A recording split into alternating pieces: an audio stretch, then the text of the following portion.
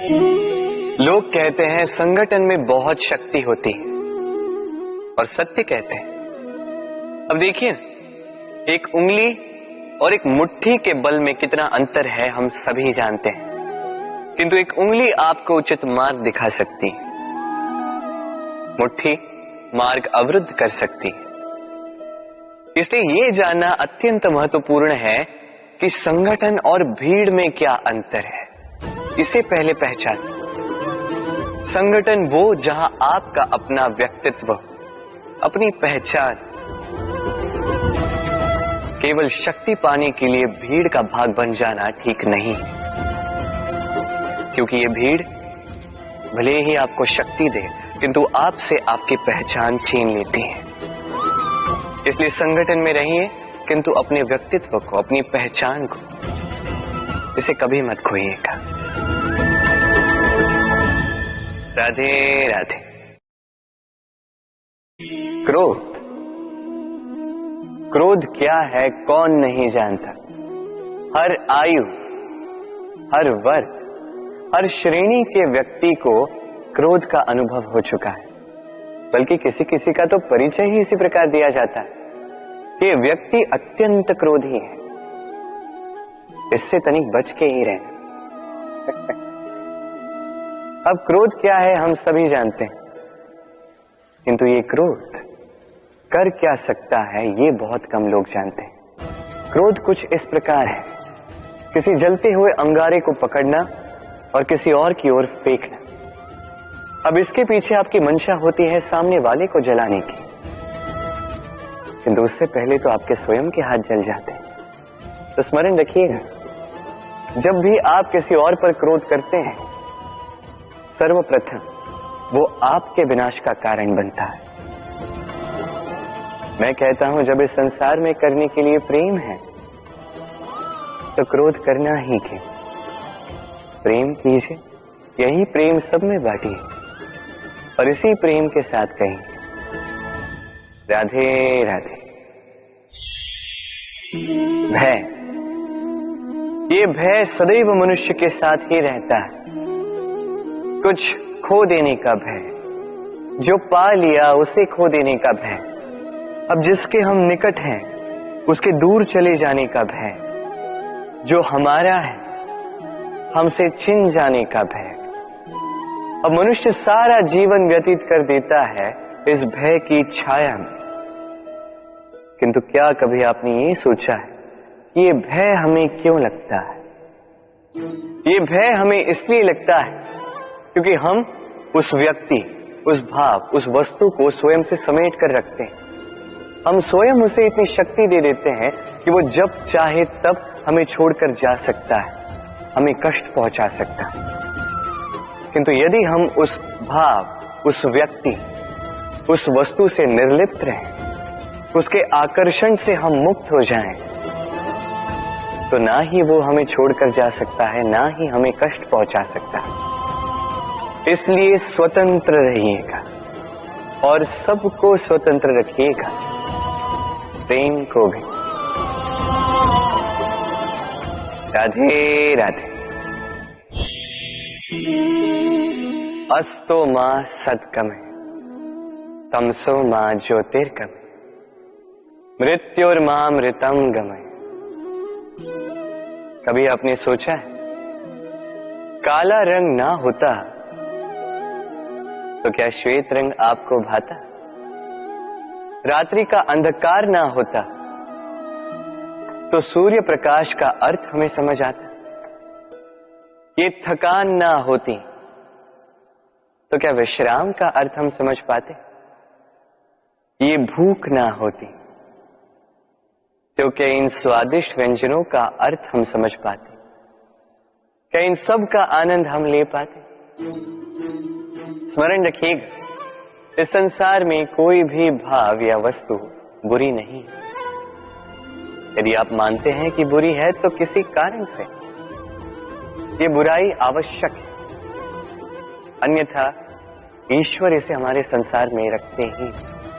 इस बुराई का उद्देश्य है हमें अच्छाई का आभास करवाना, ताकि हम अच्छाई में अपना लक्ष्य साध सकें। इसलिए बुरों से कभी घृणा मत कीजिएगा। ये तो केवल भलाई की आवश्यकता के जनक है। उन्हें भले में परिवर्तित कीजिए, असत्य से सत्य की ओर ले जाए, अंधकार से प्रकाश की ओर ले जाए, मृत्यु से अमरत्व की ओर ले जाइए, किंतु प्रेम के पथ से। राधे राधे। अक्सर हमारे पास एक बहाना होता है, एक खींच होती है कि संसार में हम करें तो क्या करें, जो हम करना चाहते हैं वो पहले ही कोई कर चुका है, हमारे पास तो कुछ करने के लिए ही नहीं है। यदि आपको उदाहरण दूं तो इन पूजा की थालियों को देखिए, पहले से ही सब कुछ सज्ज करके रख दिया गया है। अब ऐसे में हम सोचते हैं कि करना क्या शेष है, सब कुछ तो पहले ही हो चुका है। अब यहाँ पे समस्या कर्तव्य में नहीं है, यहाँ समस्या हमारी सोच में है। हम ये सोचने में समय व्यतीत करते हैं कि क्या हो चुका है।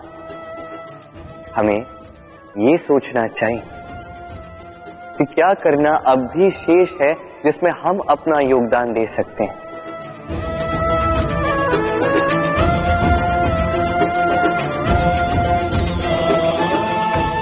समझे? संसार में ऐसा कोई कार्य नहीं जो पूरा हो। आप सदैव उसे आगे बढ़ाने के लिए प्रयास कर सकते हैं। आप उस कार्य को और श्रेष्ठ बना सकते हैं। बस आवश्यकता है तो सकारात्मकता की। राधे राधे।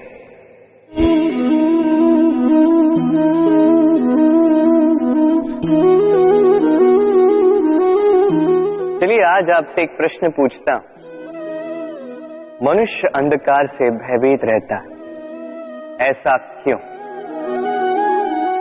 इसका उत्तर है कि इस अंधकार में मनुष्य कुछ देख नहीं पाता, न आगे देख पाता है न पीछे, आसपास क्या है समझ नहीं पाता, न अपनी राह देख पाता है न अपना लक्ष्य।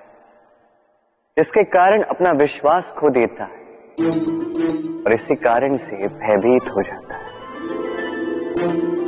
चलिए अब आपसे एक और प्रश्न करता हूं। क्या इस संसार में इतना अंधकार है कि इस दिए का अस्तित्व ही मिटा दे?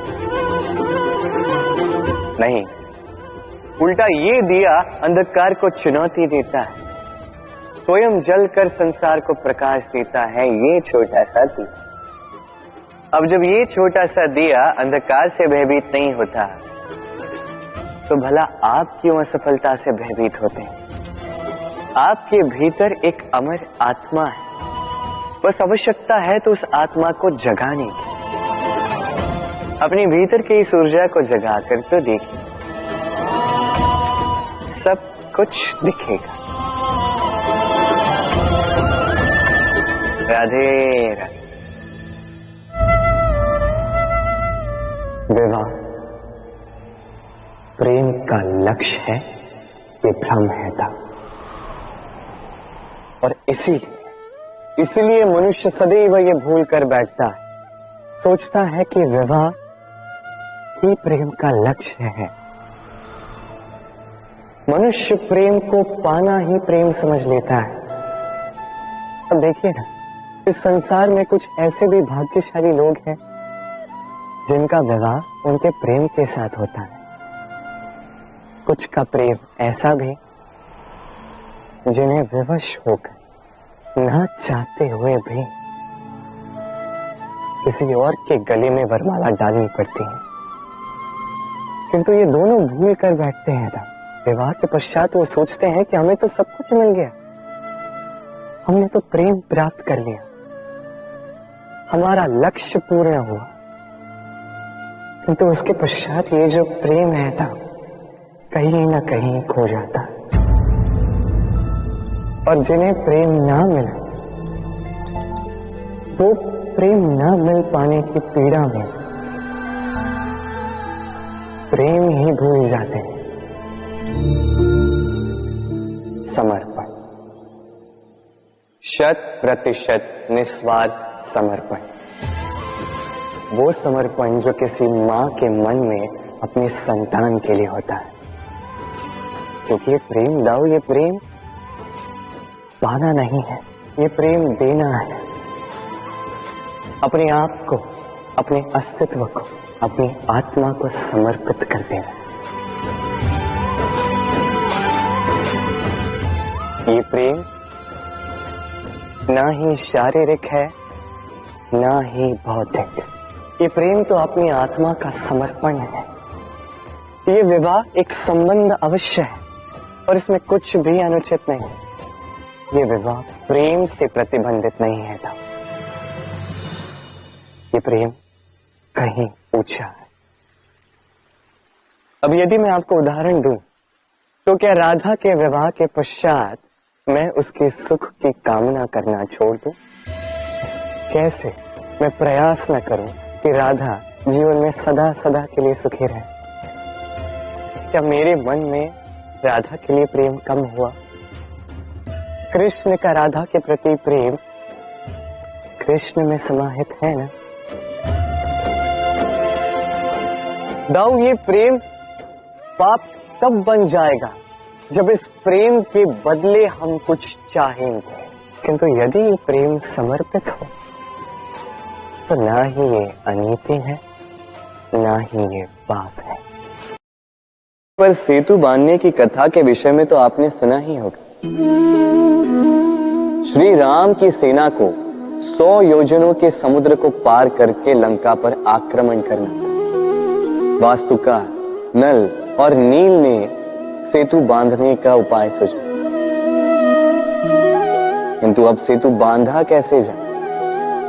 समुद्र इतना गहरा है, कितने पत्थर डाले जाए कि पार करने लायक स्थान हम समुद्र से ले सकें। तब किया गया एक काम,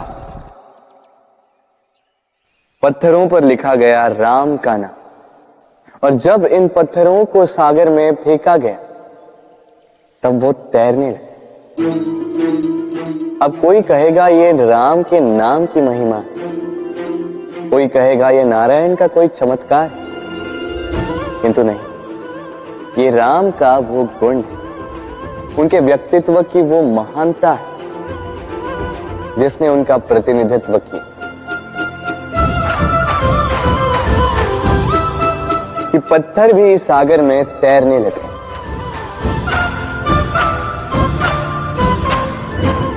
उसी प्रकार जहां हम नहीं होते वहां हमारे गुण हमारा प्रतिनिधित्व करते हैं। हमारे नाम की शक्ति हम स्वयं बनाते हैं अपने कर्मों से, अपने गुणों से। अब चयन आपका है। आपके नाम के सहारे कोई विपदा से बाहर निकल आता है या आपके अपयश के दुष्कर्मों से कोई डूब जाता है। अच्छे से चयन कीजिए। राधे राधे। कभी किसी पंछी को देखा है? जब उसे अंडे देने होते हैं तो वो सर्वप्रथम एक स्थान खोजता है, एक स्थान जो वर्षा, धूप, शत्रुओं से सुरक्षित हो। फिर वो अपना घोंसला बनाता है, फिर अंडे देता है, और फिर जब उन अंडों से नन्ही संतानें निकल आती हैं तो उन्हें भोजन देता है, उनकी सुरक्षा करता है। परंतु जब उनके पंख निकल आए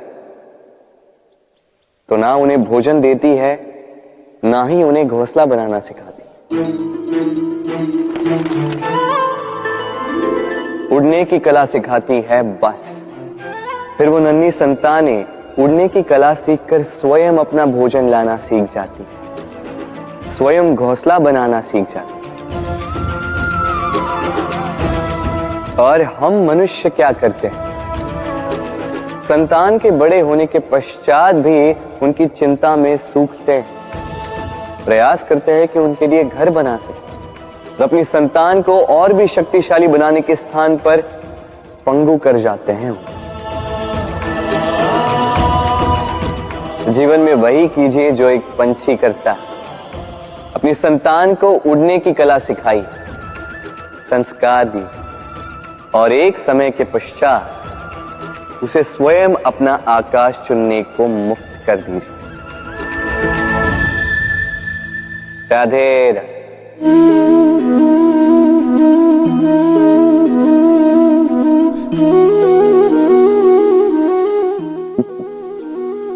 आप सोच रहे होंगे कि मैं इतनी एकाग्रता के साथ इस चींटी को क्यों देख रहा हूं।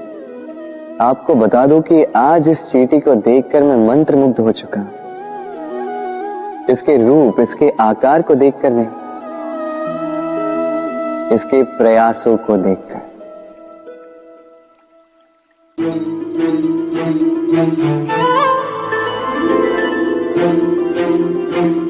आप जानते हैं, अनगिनत प्रयासों के पश्चात चींटी अपना एक छोटा सा घर बना पाती, जो अन्य जंतुओं के लिए सरल सी बात है। वो चींटी के लिए उसके जीवन की सबसे बड़ी घटना, सबसे बड़ी सफलता है। भविष्य में चींटी रहे न रहे, इनके बनाए हुए घर वर्षों पश्चात तक टिके रहते हैं। जीवन में सफलता के साथ भी ऐसा ही होता है। आपको एक दिन में सफलता नहीं मिलती, किंतु यदि आप प्रतिदिन प्रयास करते रहे तो एक दिन आपको सफलता अवश्य मिलेगी। स्मरण रखिएगा, भाग्य के द्वार उनके लिए नहीं खुलते जो हार मान लेते हैं। भाग्य उनका स्वागत करता जो उठकर उनके द्वार खटखटाने का प्रयास करते। तो प्रयास करते रहे, सफलता एक न एक दिन आपके पास आएगी। राधे राधे। क्या प्रेम में विवाह करना अनिवार्य है? तुम्हें क्या लगता है? बात बुराई की नहीं है राधा, बात है बंधन और जुड़ाव की। राधा, विवाह एक ऐसा पवित्र बंधन है जो दो लोगों को एक जीवन के लिए बांध के रखता है। किंतु प्रेम एक ऐसी भावना है राधा, जो दो प्रेमियों को अनंत काल तक जोड़कर रखती है। विवाह में कोई बुराई नहीं है राधा, किंतु क्या इसे प्रेम के अनंत बंधन का अंग बनाना उचित होगा? जो प्रेम अलौकिक है राधा, उसे सांसारिक बंधन में क्यों बांधना? हमें देखो, इस क्षण को देखो, अभी भी हम साथ में ही है ना।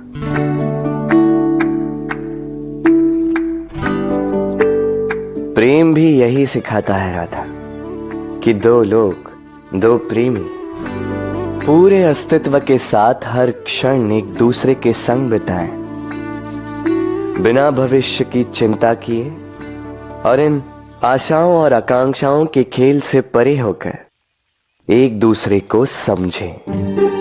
ये तो समय ही बताएगा ना राधा कि हम एक दूसरे के विकार, गुण, अवगुण जानते हैं या अब भी कुछ जानना शेष है। ये ताला देख रहे हैं आप? ये ताला प्रहार से भी खोला जा सकता है, प्यार से भी खोला जा सकता है। अर्थात इस ताले को आप इस चाबी से भी खोल सकते हैं, इस हथौड़े से भी खोला जा सकता है, किंतु खुलने में अंतर होगा।